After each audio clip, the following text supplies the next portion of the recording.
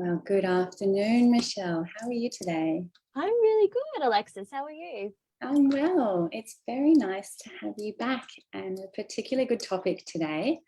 We're talking about making friends and how this can be a different experience as adults. And I love that you've raised this topic specific to the post-COVID world, as you say, where many of us are working from home and remote from our collegiate communities. Even youngsters, have been from their school communities, and many of us have had quite a drastic shift in our social network. As we were talking about just previously, I know I've certainly kind of cut the dead wood and really kind of honed in on family and very close friends. And I'm sure many people will relate to this need to, open up the social network again. So thank you for bringing this topic today. Would you like to share, how it came up for you in your clinical practice? Yeah, well, I think as I said to you, Alexis, messaging you when we were talking about this, I'm both a student and a teacher of this topic. So it's something that's always really fascinated me personally. Actually, since probably leaving school many years ago, but it's something that I find comes up every so often in general, but certainly in my clinical practice.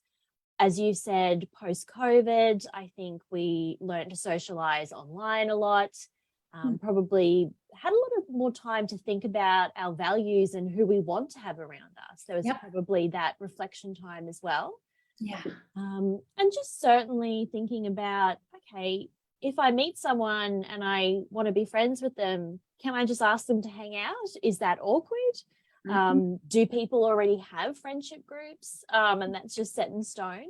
So, and I think the thing that I'm fascinated by as well is not just the how to. So we can think about strategies, like there's lots of online options, think about hobbies and interests and how you can connect with people, but maybe some of the whys and the ideas around why we do feel so awkward, because at school it seems kind of easy for most people, right?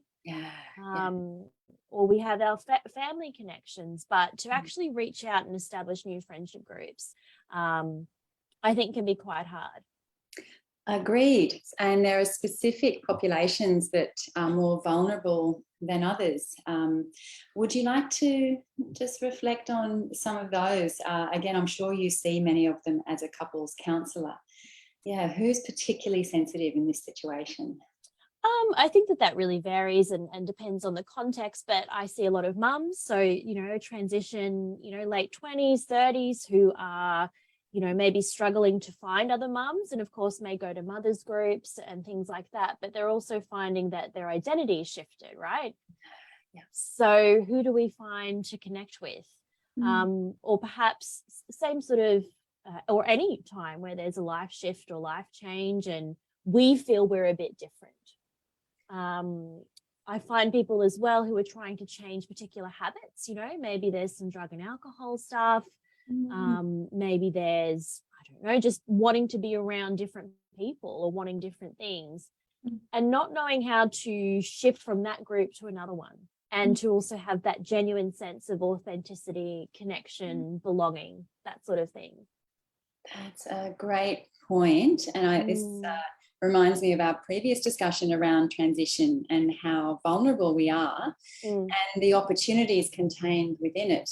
As you say, I think it's quite accepted that in high school, who we choose as our friends is going to have a major bearing on us, not only socially for, a good 5-year period, but they tend to be the friends that we then have for our early career, even long-standing. But to recognise that as an adult, that there are periods, as you say, where if we're giving up certain habits or we've had a shift of values, that's a prime opportunity actually to be quite conscious about where we seek friendship and the way that we do that. That's a beautiful reminder. I'm also reminded of people who are living on their own That's certainly Yes. been a group that I've seen here, and I you know, every time I think, gosh, just come to our community groups, you know, show up. There's touch football down the road. Yeah, community. I think I'm seeing the word community around a lot, and I'm wondering that's, you know, as a response to the social isolation that the majority of people are feeling. Yeah, and certainly I think when you're in the swing of things, when you are used to going to workshops or groups or have some basis, I think it can feel a lot easier. But when you are living alone, that's a whole other world sometimes, you know, and it does take perhaps a little bit of gentle reflection upon yourself to build up that confidence. Like certainly at some point, if you're living alone and feeling quite isolated, you need to make some leaps. But, you know, thinking about what are my internal barriers? Yeah. What story am I telling myself that I can't go and do this? You know, what is there some sort of inherent lack of self-worth that I have that I need to process? That's where I believe in therapy. But certainly reaching out to anyone, you know, who you do have some kind of connection with, and that you trust to explore those ideas, I think is really important, because sometimes if we go too hard into strategy, you know, it's maybe too quick. Okay, so you're saying to reflect on what stories am I telling myself about how I am in groups or how I'm perceived. Even some journaling would be helpful in just getting out what I'm telling myself. You know, when I'm in a social situation, I tell myself I'm awkward, or when I'm in a social situation, I tell myself I'm anxious. Just to even put that down on paper is more likely to, you know, get it out so that I can see that actually I'm more than that. I'm more than my awkwardness. I'm more than my anxiety, even if it's there. And okay, so having a look at the narrative, and you were talking earlier about why, and the, you know, the connecting with the need to belong. You mentioned the need for connection, which again have been themes I've noticed since COVID, that there's a real longing for that sense of cohesion that I think has probably been there all along, but with the crisis, it's really brought it to the fore. Yeah, I'd love to hear more about your thoughts about the why. Well, as we know, there are many, many whys, I think, Yes. in someone's life, so we could explore that all day. But certainly I think there's a story that we tell ourselves collectively as adults that I've heard a lot personally and professionally, that once you're at a certain age, and there's no magic number, but say a later life stage, you should already have the group. And, you know, you should already have all of this all together. Like there's a lot of shoulds there and a lot of ideas about that. And people are already established. They have all these memories and I can't just jump in on that, you know. So there's a lot of those kinds of stories that I hear. Yes, I hear, you know, Brisbane's very cliquey. Yes. So I guess these are not only personal narratives, but, you know, cultural narratives as well. Yeah. Yeah. And then I think of, you know, some of my friends who coincidentally are mums and who met, you know, through mums groups, but they've met maybe 4 or 5 years ago through their kids of a similar age, and they're now some of the closest friends that they've ever experienced. And I think part of that really beautiful process is, one, taking a vulnerability leap to say, you know, I'm interested in new friends, whether that's internally or externally, you say that. But then also to recognize that you've probably grown and developed as a person at that age, and you maybe want something a bit different, or you can be a bit more real with these people, or there's just something that connects and clicks with them, and that's okay, and that can actually be really beautiful. I'm really registering what you're saying, and the opportunity to, it's almost like using relationships to hold a structure and to really maintain our values.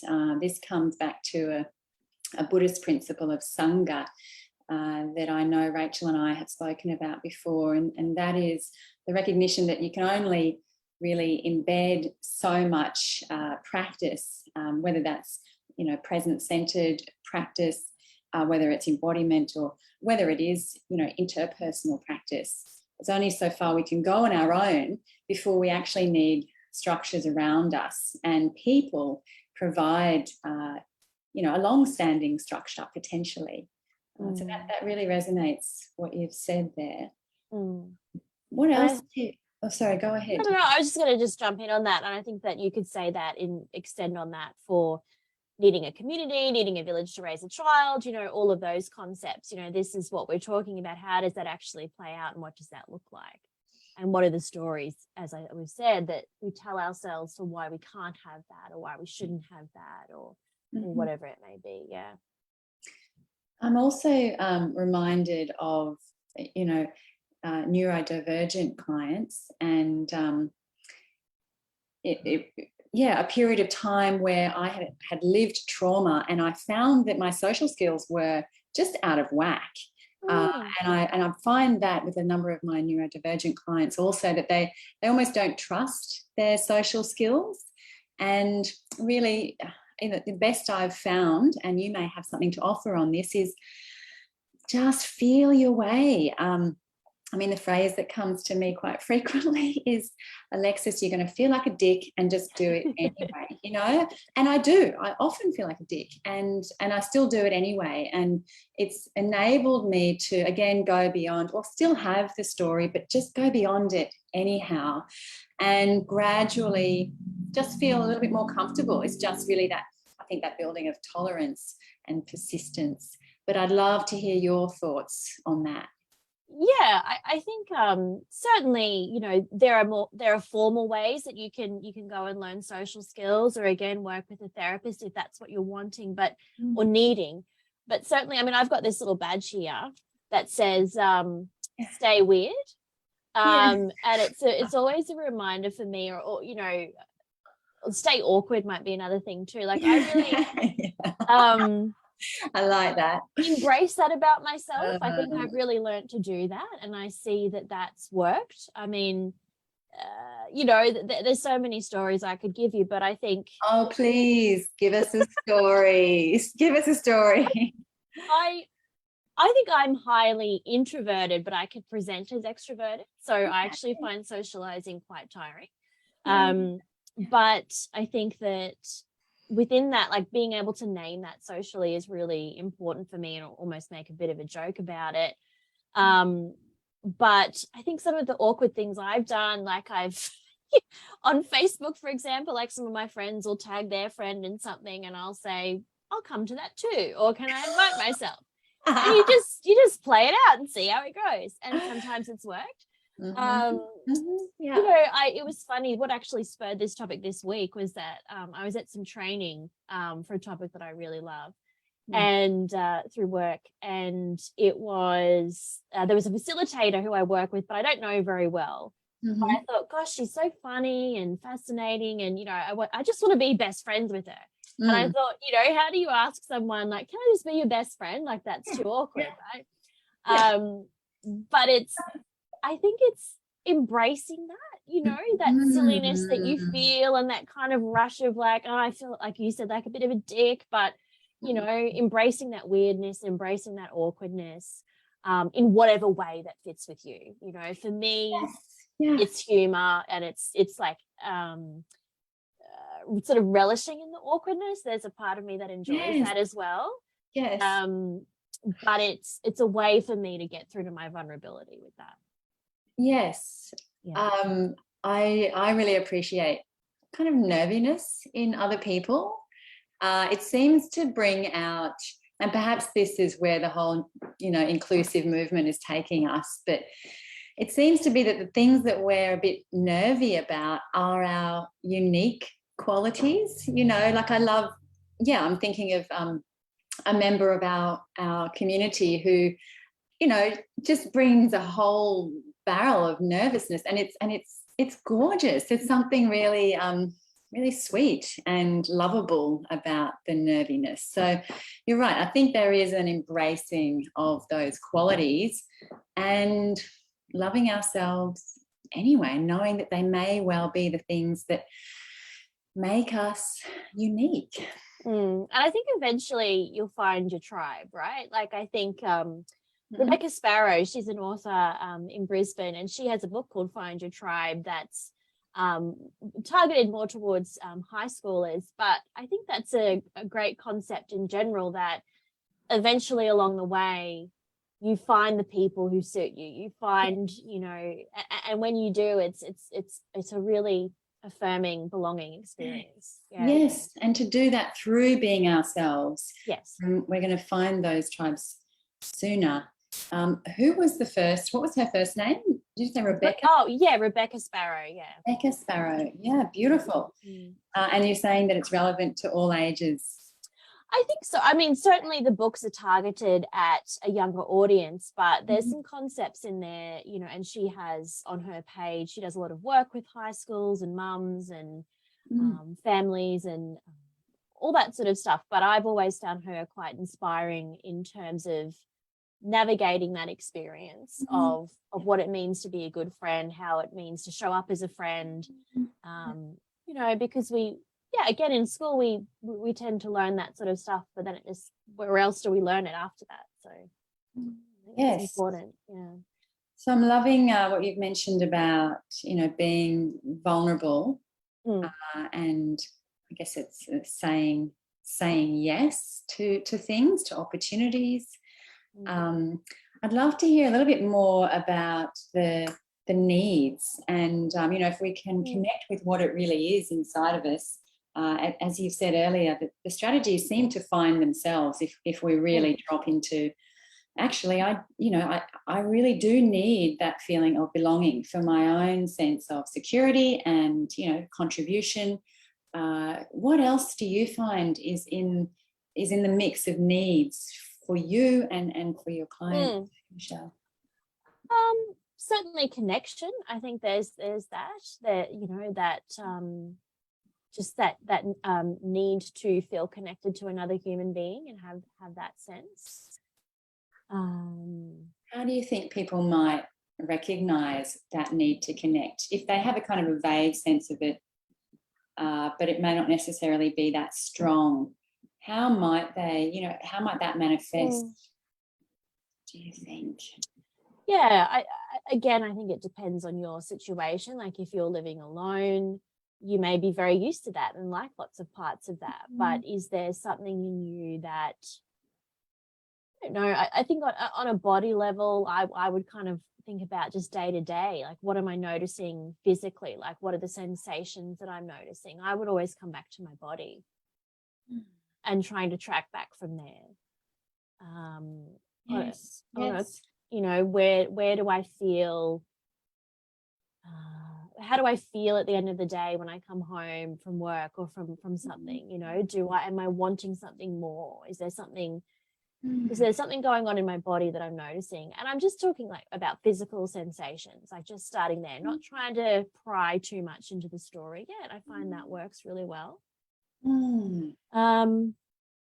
A complete pivot from that would also just be to, this is going to sound really funny, but I read something once that stuck with me about, you know, notice what you're jealous of in other people or in other situations, and think about, is there some need that I'm not having met there?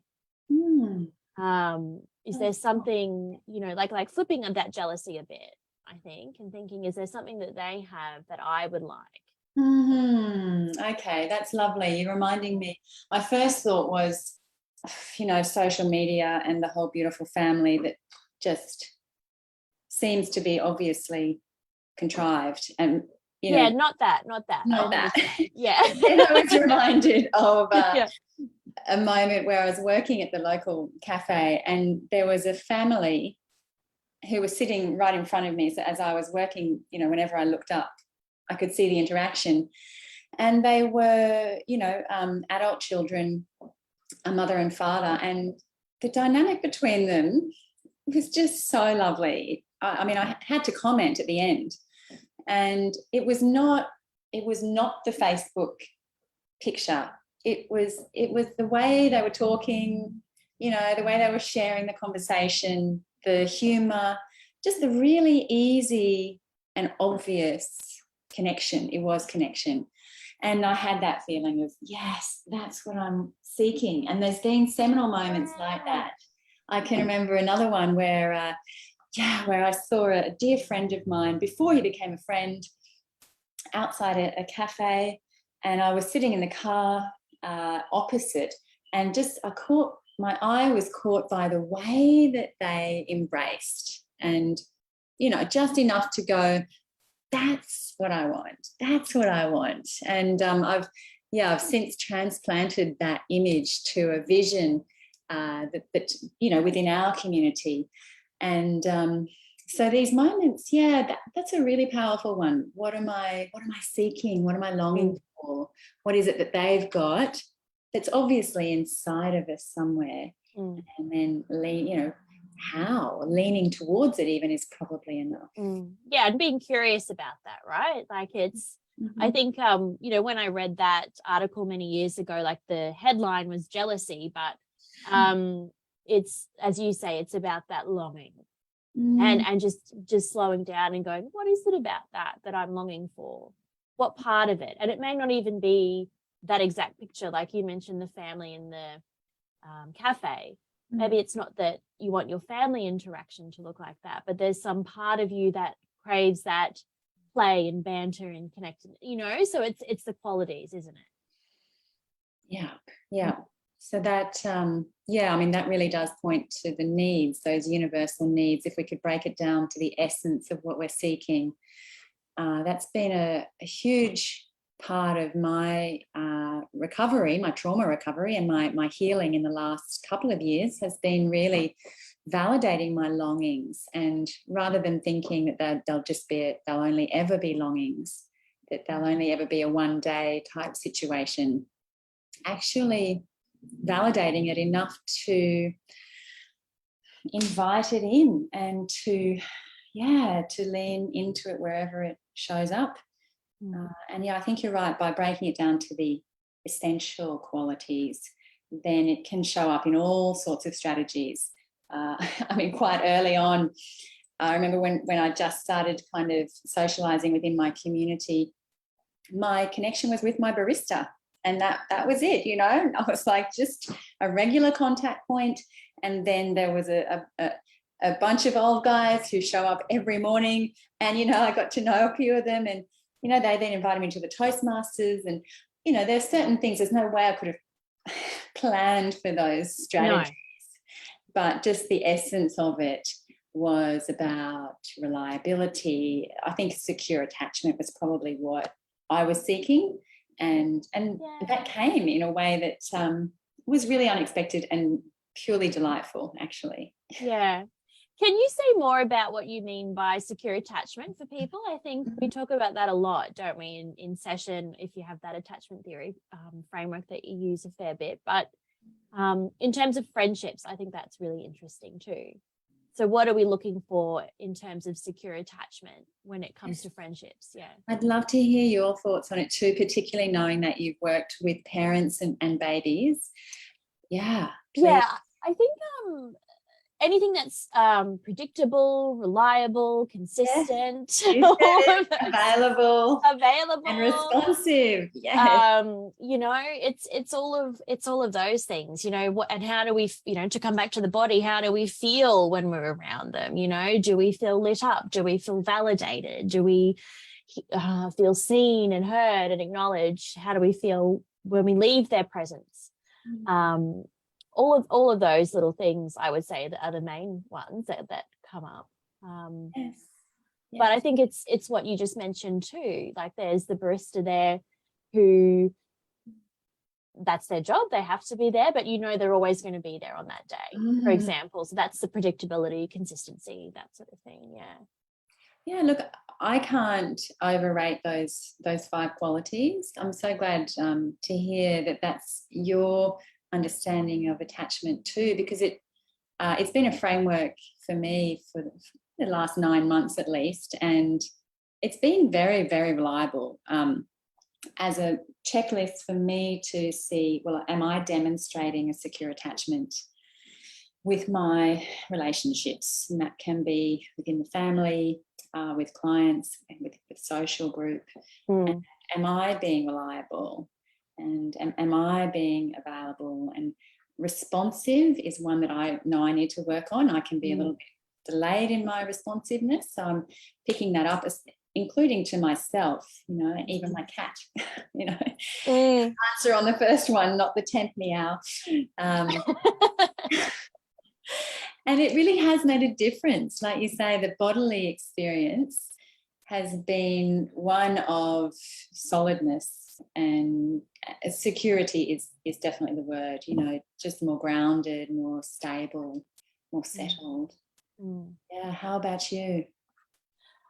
Very similar. I think that in terms of friendships, certainly in terms of my, my relationship with my partner, and if I compare that to previous relationships, like right now, there's no sense of anxiety. There's no sense of this up and down, strange, what's going to happen next feeling. And I think that for me, I had to do a lot of work. One, on learning theoretically what secure attachment was first, like that psycho ed around that, but then certainly just to go, okay, how is this playing out in my life? Again, I think personally or anecdotally, one of the things that I hear a lot or heard a lot when I was a bit younger with girlfriends was when they were dating and people don't, respond back, or they don't have that secure connection, or he's just busy, or she's, well, whatever it is.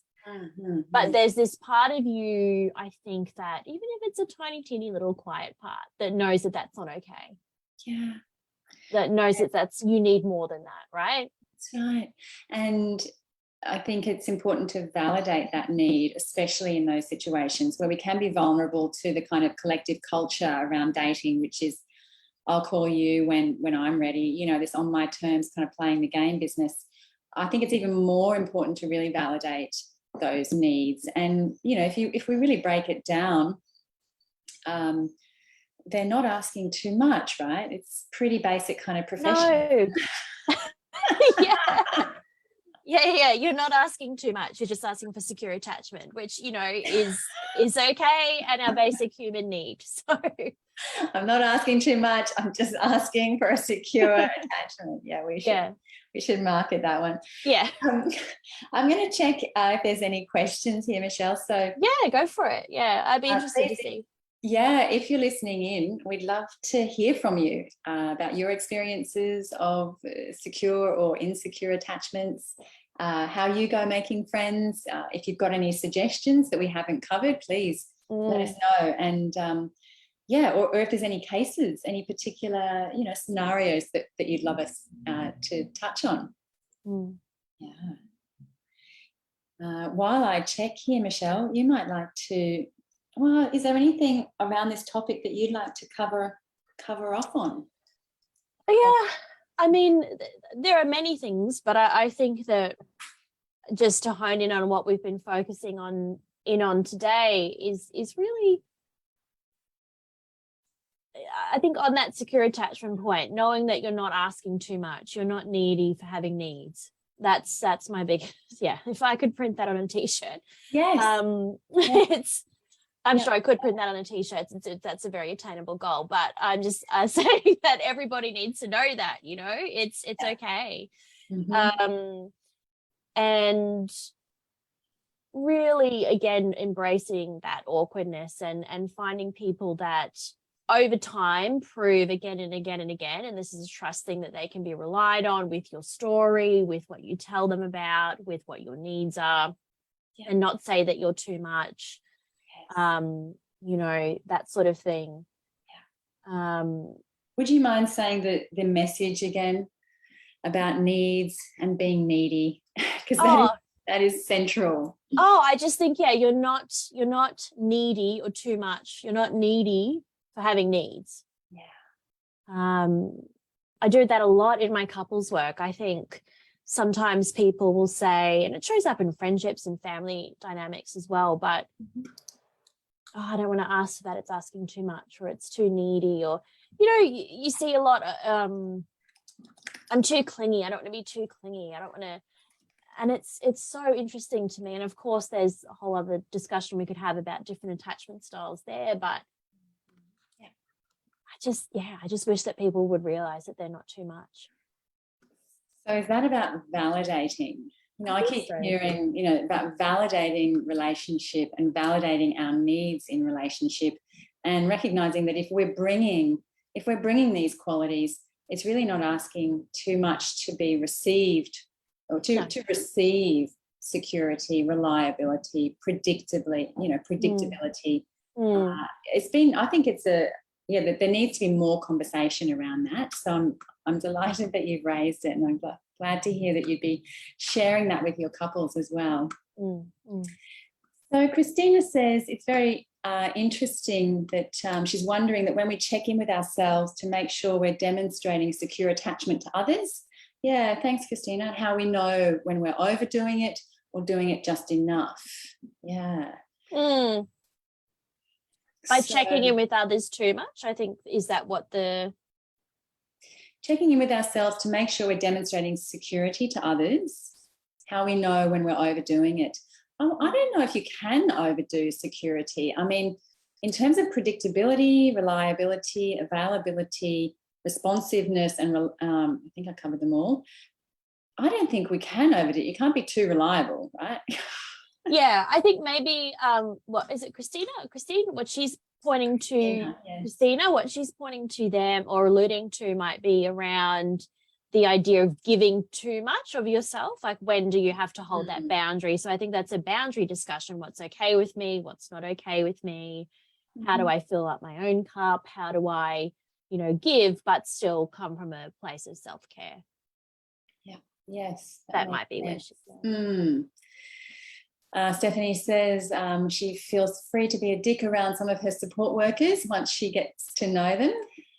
Yes, we haven't touched on the need for trust and loyalty, but that's very relevant. Trust is so important. I love talking about trust. It's one of my favorite topics. Yeah, go on. One of the things that I love talking about, there's this video I think I give to almost every client, The Anatomy of Trust. Brene Brown has a talk. Right.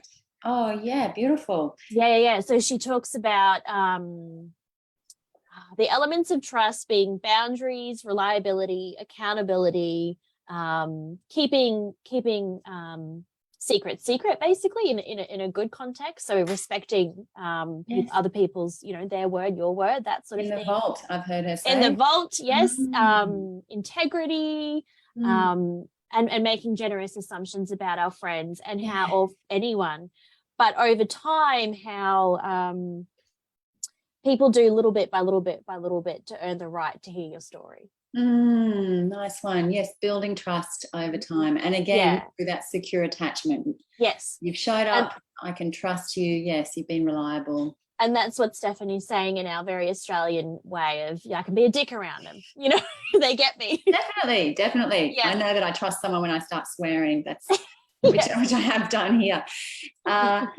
Would you mind, Michelle, adding that link to the Brene Brown video? I think that there'd be a lot of interest in that one. Sure, yeah, of course, yeah. And Christina comments that vulnerability is super important to her too. That's a theme on these topics. Mia says her favourite thing when someone lets their guard down and is willing to be a dick, she loves it. It breaks down the barrier of having to be perfect or be something other than who we are. Nicely said, Mia. It encourages me to be more authentic. The more she exposes herself to others' more she is exposed to others' authenticity, she feels safe. I love that. I like, because it's just like, let's drop the perfect thing, please. It's just like a heavy thing that we wear when we're trying to be perfect and image control and all that sort of stuff. Yes, it's a thing of the past, really. Yeah. And I think our parents' generation probably had it quite strongly, but it's certainly been our journey, and I think the generations below us have really broken down a lot of those social constructs. So, and Brene Brown, I mean, what a tremendous offering she's brought with bringing vulnerability to the mainstream arena. Yeah, so thank goodness, and beautiful reminder there, Mia, that when we bring authenticity, we give others permission to do the same. Absolutely, yeah. All the best things that have ever happened to me or come to me have come from my own sense of vulnerability, and so sharing in a way, or with people who I trust. Yes. You know, yes.